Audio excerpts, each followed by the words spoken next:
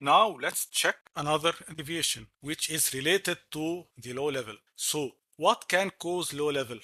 Low level can be caused either by stopping the feed while oil and water are still being drawn to downstream facilities, or it can be caused by more flow being drawn by the pump, maybe because of less resistance at the pump discharge, or maybe due to something wrong in the flow control loop at the discharge. Or this can be due to the failure of water control valve in the open position.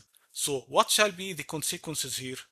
A low level on the oil side would eventually lead to pump cavitation, which is a damaging condition to the pump.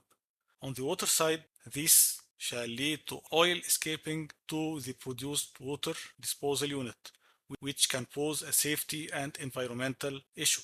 If the vessel was drained out of liquid, this shall mean that gas shall even start to go to the downstream system, which may even cause overpressure in the water treatment system.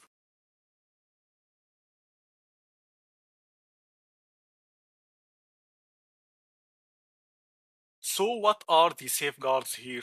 We can see here that we are having other liquid level transmitters that shall trip the pump and stop the flow to the produced water disposal unit.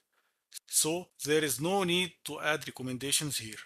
However, we may need to carry out cell assessment for the level protection against gas blowby to the water treatment system.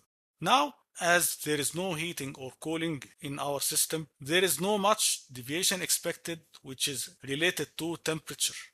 But we can go through other deviations related to level and pressure, but most of them are addressed in the points we are already discussing, although more scenarios may arise. You can check them out and suggest other scenarios. I'll be happy with this discussion in our Q&A section.